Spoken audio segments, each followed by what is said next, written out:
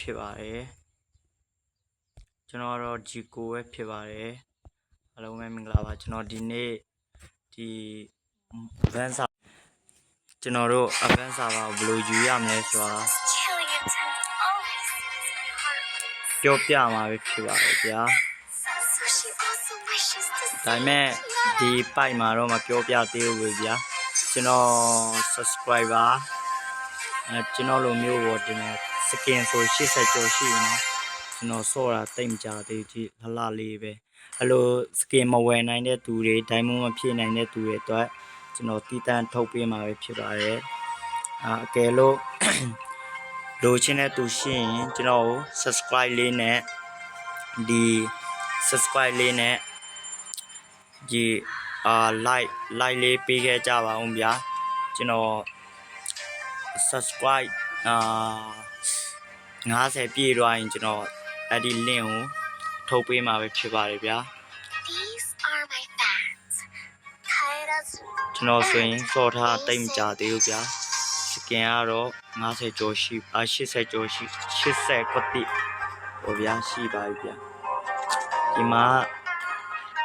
ဒီလို star နဲ့လဲရပါဗောဗျာဒီလို star လေးနဲ့လဲရပါဗောဗျာ diamond နေဒီကျဲပုံစံလေးနဲ့ဟာနဲ့လဲရပါဗောဗျာကျွန်တော်ပြမယ်နော်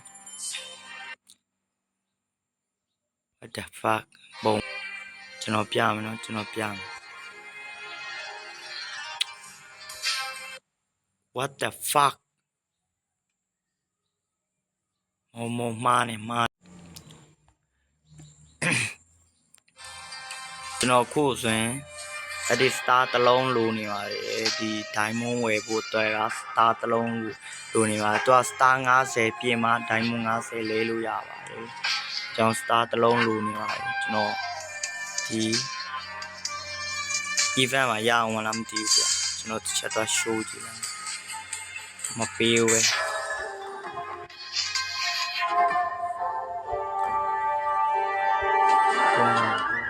Oh,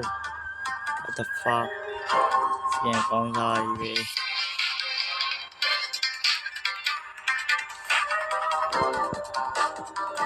ပဲဘာဖလိုက်ပြန်ပွဲလာကျွန်တော်ဒီမှာမရသေးဘူးဗျာလွှင့်3ရက်ဝင်ရမယ်ဒီမှာဒီလွှင့်4ရက်ဝင်ရတော့ဆိုရင်50ပြည့်ပေါ့ဒါ run နှစ်ပွဲနိုင်အောင်စောရပါမယ်အဲဆိုရင်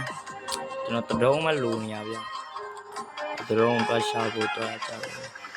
ကျွန်တော်နောက်မှပဲလဲပြတော့မယ်အဲ့ဒီလင်းချပေးတဲ့ချိန်မှာပဲလဲပြတော့မယ်အဲဆိုရင်ကျွန်တော်ကိုလိုချင်တဲ့သူရှိရင်ကျွန်တော်ကို subscribe လေးနဲ့ဒီ like လေးနဲ့ကူညီပေးပါဦးလို့တောင်းဆိုချင်ပါတယ်ဗျာအားလုံးကိုချစ်ပါတယ်နော်အဘ